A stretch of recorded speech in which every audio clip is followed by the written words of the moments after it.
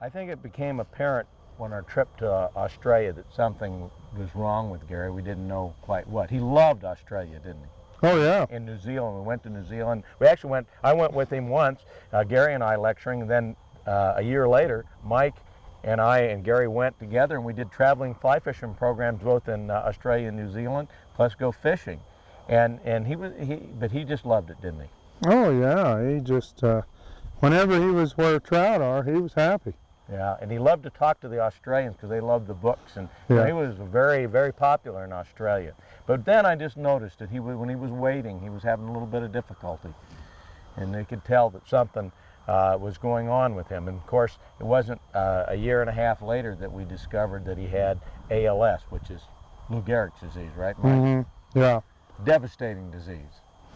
Yeah, it's you know, it's good in the sense that your mind is probably even sharper than before, but your muscle coordination, you just lose all your muscle strength and coordination until you're virtually have no freedom anymore. And that's what's tough on a guy, to have no freedom. But you know, Gary made the best of it. We never heard him complain at all. He just went on. He couldn't fish anymore, but he could write about it. And he found a way to be productive. And you know, the good thing about Gary is he could talk right up to the end. Yeah, that is fortunate. Actually, my wife's mother had the same thing, and it took her life. And the last 4 or 5 months, she couldn't communicate at all. She couldn't write, or she couldn't speak. And fortunately, that didn't happen to Gary. In April, Gary died in January. He had a chance to talk, and you're going to hear Gary talk to you and give you his thoughts on life and a little bit about living. I think you're really going to enjoy it. This was the last time that Gary was ever on tape, and it's very special to all of us, and I hope that you enjoy it.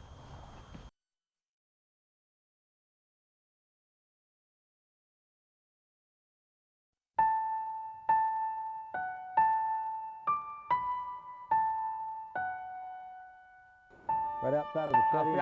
I fished Gunpowder Falls many times. And I caught a fish about this size. I said, well, let me get this little fish off and I'll show you how to fish streamers. And they all went, we've never seen a fish that big here. Well, they've seen them that big, but that is a nice. An 18-inch fish can fight like a 28-inch fish. It's a good, healthy fish. Yeah, nice coloration. Yep, it is brown. Nice fat, like a football. That's what you'd expect. Yep, look at that. You know, this river in the fall can have fishing just like in New Zealand. Some really great spot fishing where you see the fish rising just before they get ready to spawn. Beautiful. Also in... Nicely done. That was not, for all our joking, that was not an easy fish. You had to be able to spot him, get your cast right on his nose because he wasn't moving far left or right. Time his rise and then be able to see the strike. Yeah, got him right where I should have, right in the mouth. All right. This time when the fish are feeding on strays, sometimes you can actually do better than you do during the main hatch because there's not so much food out there. Yeah, I agree with you. Well, your fly's competing with a lot less naturals. Absolutely. You know, that just makes sense too. Of course, we've been doing tips and telling people a lot about what's going on in fly fishing and giving them some good ideas. But right here, I'm looking at a spot which you said was where Gary caught his last fish. And I was with Gary, you know that right after he got this terrible news and couldn't fish, he caught this fish, he still wanted to go out and be around fishermen. And he insisted on doing a television show with me. Now you think about how would you like to be his fly fishing personality and not be able to fish, yet you're going to be on a television show. It's a pretty tough thing to do. Mm-hmm. But you know, Gary could handle it. So he could handle about anything. So here he was. He could still walk. He couldn't use his hands, just barely. But he was going to do a television. This was the last time he was ever on broadcast television. It was on the Fly Fish magazine show on Outdoor Life Network. And it's down on the Green River. And you'll see Gary. And one of the things about it is it's like a play-by-play. You've heard of play-by-play, of course, announcers in athletic events. How about a play-by-play in fishing? Mm-hmm. Basically, we put him on a rock, we stuck a camera in the water, and followed insects, and Gary did a play-by-play about what you were seeing. Yeah, you've showed me some of that footage. It's pretty interesting. It is interesting. I wasn't there. No. I don't know where I was. I wish I'd have been there. Yeah, I wish you would have been there too. It was turkey time. Oh, well, then I know where I was. I like the turkey hunt. This is in April on the Green River, and we're going to go there, and we're going to see Gary give me a little grief, as he always did. As I'm fishing, he's going to be telling me how I should be doing it, but you're going to learn a lot about it. Then you're also going to go play-by-play with the insect announcer of the century, Gary Lafontaine. Well, Gary, we're on the Green River. Probably one of the best early season rivers in all of the West or all of America. Well, it's one of the best all-season rivers. I don't know if it's any better in the spring than it is in the winter or the summer or any other time. The weather's a little bit nicer now than it is either in the winter or when it's 100 degrees during the summer. It is. You know, it's a funny time. It's April, and most people don't think about throughout the West, especially in the northern part of America, they don't really think of April being one of the best, if not the best, dry fly month. You get your Baetis, you get your blue-winged olive. Then near the end of the month, you'll get your granum, your little four-sided case caddis, and they're both spectacular.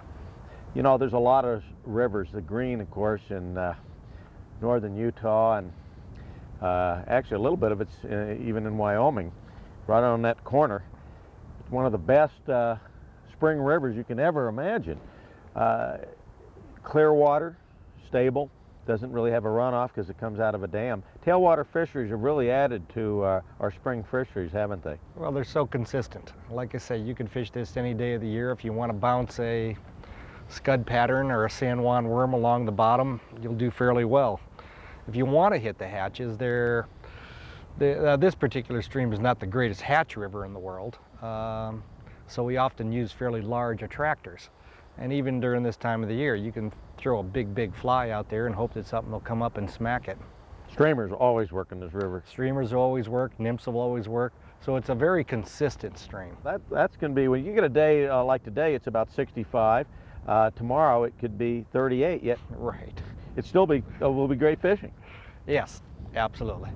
It will be, and you can sight fish, whether you're fishing for below the surface or up on top. You pick your fish, you approach them, and you try to take them. And you know what I like about it is you can be alone. That is, if you can find your own rock. You better bring your own rock. How are you going to be alone down there, Jackson? It's just so many. I mean, there are just so many rivers that are starting into runoff time, and this secret is no longer a secret. People come from all over. This is the busiest guide season for these people. You know that? Right down that spring shoot. Yep. Yeah. Spring, early season dry fly fishing. Do you have that back east? Absolutely. You got tailwaters all through the east. The Farmington River, my home river, which you've seen. Mm-hmm. You've seen the Farmington. The Farmington's a tailwater. The White River in the South Holston and the Jackson, all through the Mid-South. Great tailwater rivers.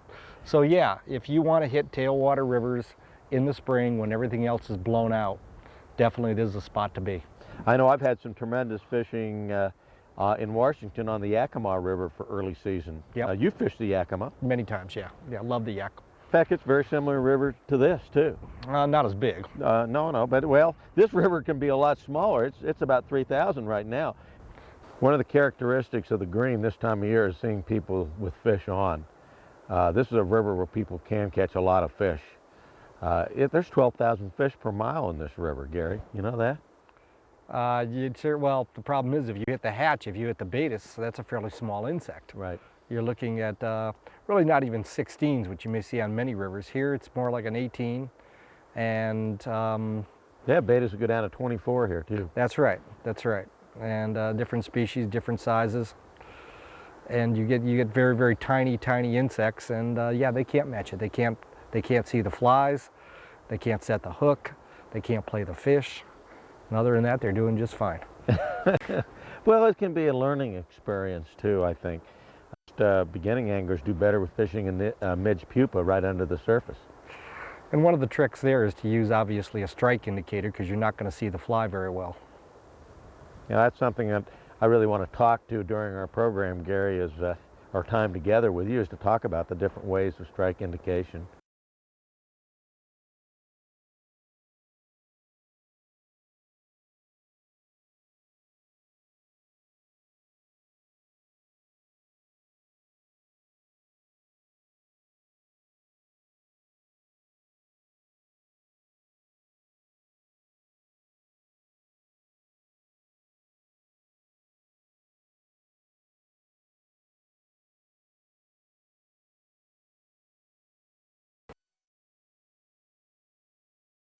We're down here at Little Hole, and this is a place that can be somewhat intimidating for beginning fly fishermen.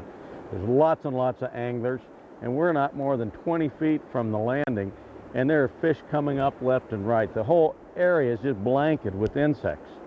Gary, what advice would you give a person that comes here the first time? Stop shaking. I know I've been fishing for a long time, and you have too, and it still gets us excited. Their two heads just popped up. I know. Right, and you're sitting here talking. There's something wrong with you, Jax. I know. I'm a sick person, Gary. Sick man. I guess the advice I would give somebody is to pick out one fish, is to not try to flock shoot. You got to pick out one fish and try to take him instead of just having a cast go left, right, here, there. You know, it's interesting, Gary, we got a blanket of midges on the water, and we've got some blue-wing olives. Observation, ooh, there was a nice fish that just came up out there. Observation is the key to fly fishing, and right now that I've watched some bigger flies go by and the fish have not taken them. That tells me something. I've noticed either they're taking the midges or it could be spinners. We're kind of playing detective, aren't we? They're taken fairly carefully. Now there's a few getting a little bit more active. We're seeing a little bit more rolls, a few bigger heads coming up, and they could be taking the mayfly duns off the top. Now no, how do you explain having spinners, which there are insects that have laid their eggs and died, and yet we see the same type of insect emerging right now? Well, let's run through the whole process. You have the nymph that lives on the bottom. The nymph will swim up to the top and break its way through the surface film. The fish could take them at that stage as an emerger. Then you have the dun, the mayfly dun, riding on top of the water, drying its wings. Well, after a day or so, those duns are going to come back. It could be at the same time of day as an egg layer, or what we call a mayfly spinner. And so it's a remnants of yesterday's hatch coming back. Absolutely. And so Absolutely. they coincide, and that presents some problems for the angler. You better decide what they're feeding on. Right. What about when you go to a stream and you don't see anything on the water? Like, we're really blessed here. We know what's happening. What can walking over and picking up a rock tell us? Tell us that there's a bottom. What can you learn from the insects that are in there? Well, you can learn what kind of insects are there. It can tell you an awful lot about how rich the stream is, what the makeup of the stream is. Well, Gary, we got a lot of choices here. There's insects on the surface. Obviously, there's emergers going up. It can be confusing for an angler to decide what to choose. How do you make that decision? One fish at a time. That's right. In other words, there could be one fish out there feeding on midges, another one feeding on emergers, and another one feeding on dry flies. You have to watch the fish. You have to read the rise form. I think more than anything is studying an individual fish and then planning an attack on him and going for that. And if you're not successful there, you might try another one, see how successful you are at that. And if it's not working, then you've got to change your tactics. Now there's a fish right over there at the edge of the current line between the slow and the fast water. That fish is feeding on emergers. How can I tell? Because of the way he's rolling and really not breaking the surface. But you look downstream, there's a little backwater there, there's fish cruising. You see a little bubble that they're leaving on the surface. Those are taking duns. Yes. You know, one good way is, now I have a dry on, but on this kind of a situation, there's no question that I'd put just below it a little emerger. I just wouldn't think of any other way of fishing it but two flies. That way you don't have to change every time you come to a different fish. That's right. You got to realize that when you're studying, trying to find a fish like that, that he may feed 10 times and you're only going to see one time. When he's feeding on emergers like that, he's taking a lot of them underneath the water, so you never actually see him break. And then you'll see him break. And then you know you need to use an emerger pattern.